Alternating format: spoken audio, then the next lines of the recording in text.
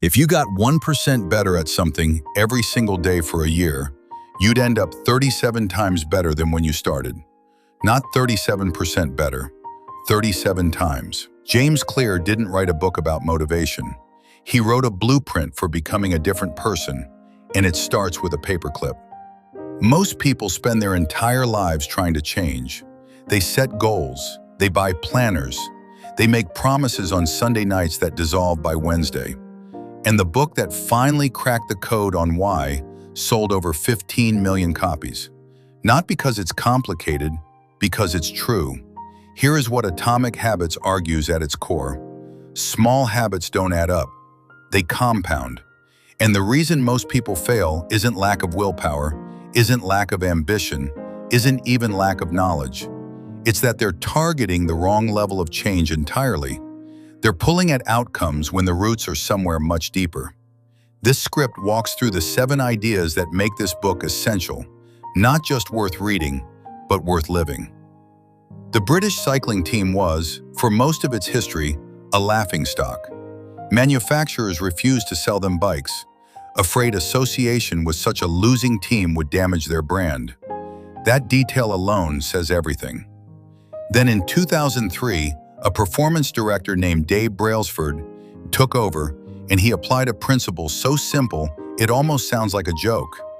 Improve every single thing: the seat, the pillow the riders sleep on, the way they wash their hands, by just 1%. Not 10%, not dramatically, 1%. Within 5 years, the British cycling team dominated the Tour de France and the Olympic Games in ways no one had predicted and almost no one could explain.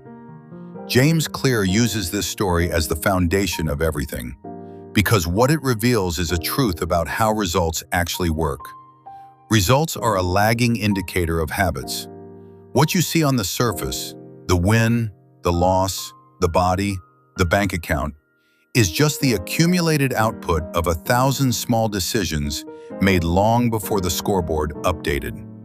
And here is where most people break.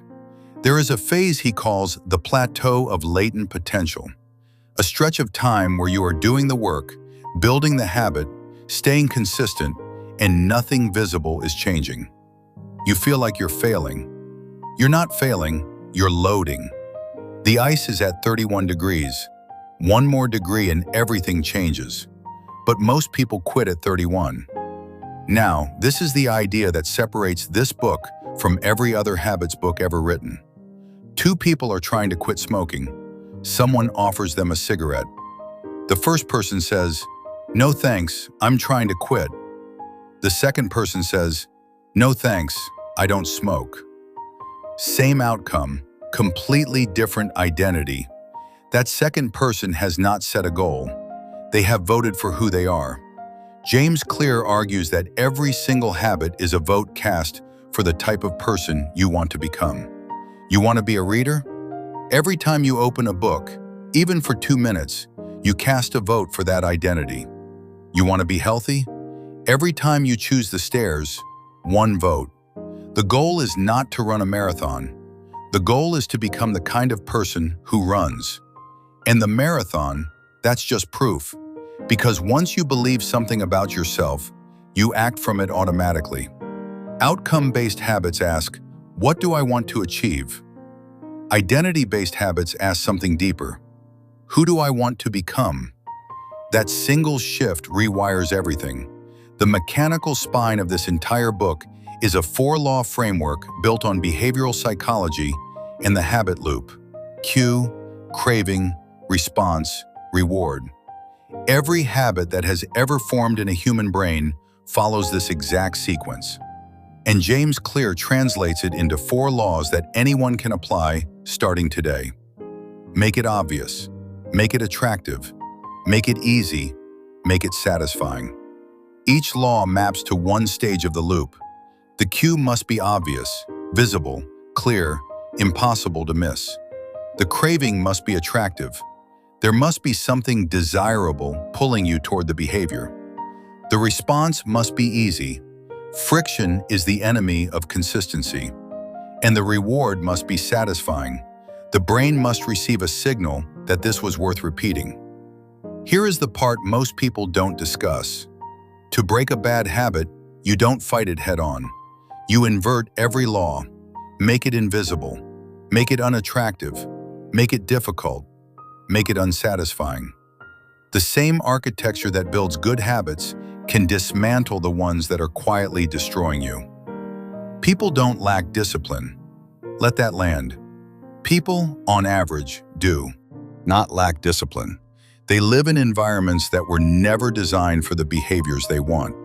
They live in environments that were designed for consumption, distraction, and convenience, engineered by some of the most sophisticated behavioral scientists on the planet to keep them stuck. Anne Thorndike, a physician at Massachusetts General Hospital, ran a study in the hospital cafeteria. She didn't talk to anyone. She didn't run a campaign. She didn't put up posters about healthy eating. She simply moved the water bottles, placed them at eye level throughout the cafeteria, and relocated the sodas slightly out of direct sight. Water sales increased by 34%. Soda sales dropped. Nobody made a single conscious decision to change. The environment made the decision for them. James Clear calls this choice architecture, and it applies to every corner of life. Want to practice guitar more? Don't keep it in a case in the closet. Put it on a stand in the living room, in your line of sight, already tuned. Want to read before bed? Put the book on your pillow. The most disciplined people are not the ones with the strongest willpower. They are the ones who have engineered their lives so they rarely need it. Design your space and your behavior follows. Any habit can be scaled down to a version that takes 2 minutes or less. That's the rule. Not a metaphor, a rule. Want to start meditating? The habit is sit down and close your eyes. Want to work out consistently? The habit is put on your gym shoes. Want to write a book? The habit is open the document and write one sentence. This sounds almost insultingly simple. It is supposed to, because the real enemy of habit formation isn't laziness. It's the requirement of motivation before starting. The 2-minute rule removes that requirement entirely. You cannot optimize a habit you don't do. Consistency is the mechanism.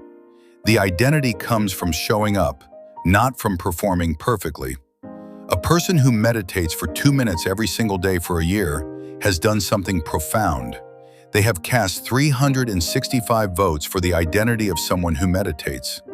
Quality follows consistency, always. But consistency cannot follow a habit that feels too large to begin. Make it small. Make it inevitable.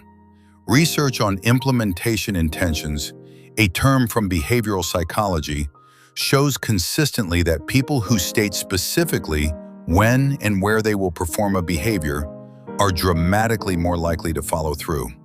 Not somewhat more likely, dramatically. The brain needs a cue that is concrete. A vague intention like, I'll work out more, dissolves under the weight of a full day. A specific intention like, I will work out at 6 a.m. in my living room on Monday, Wednesday, and Friday, has a time anchor and a location anchor, and those anchors act like triggers. James Clear builds on this with habit stacking, one of the most practical tools in the book. The formula is precise. After I do this current habit, I will do this new habit. After I pour my morning coffee, I will write one sentence in my journal. After I sit down at my desk, I will review my 3 priorities for the day. The existing habit becomes the cue. No motivation required. No decision-making required. The sequence becomes, over time, as automatic as brushing your teeth. Stack enough of these, and you don't have a list of habits, you have a system. The biggest threat to a long-term habit isn't failure, it's boredom. James Clear introduces something called the Goldilocks Rule, and it explains why so many habits fall apart not when things get hard, but when things get routine. A habit sticks when it sits right at the edge of current ability, not below it. That produces boredom, disengagement, drift. Not above it, that produces anxiety, overwhelm, avoidance. Right at the edge. That precise zone is where researchers find the state called flow. Full absorption, peak engagement, the feeling that the work is worth doing for its own sake. The differentiator between professionals and amateurs is not talent. It is not resources. It is that professionals continue showing up when the work feels tedious, and amateurs stop when the novelty wears off. Every skill, every craft, every relationship reaches a phase where it feels like maintenance rather than excitement.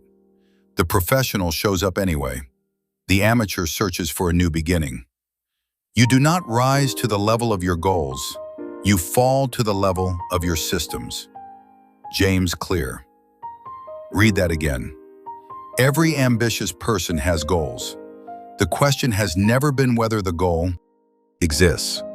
The question is, what is the ground beneath the goal? Goals are the direction. Systems are the vehicle. And if the vehicle isn't built, the direction is just a wish. Atomic Habits is not a book about wanting more. It is a book about building the architecture beneath what you want, so that who you are becoming makes the outcome inevitable. Here is the full picture.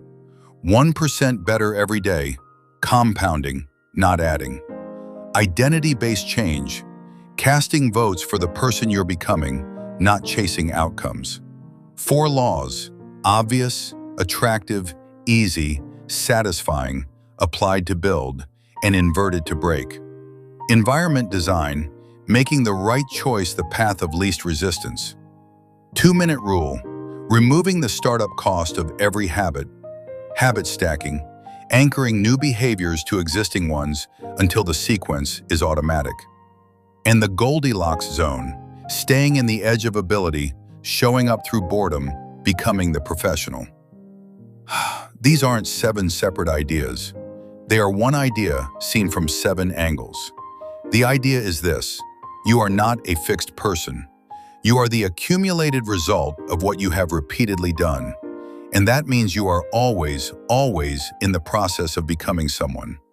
The book isn't asking for an overhaul. It's asking for one vote, one small action, today. Something that says, this is the kind of person I'm becoming. That's all. Not the whole transformation, not the finished version, just one vote in the right direction. If this breakdown gave you one idea worth keeping, subscribe, because that's exactly the kind of channel being built here, one video at a time.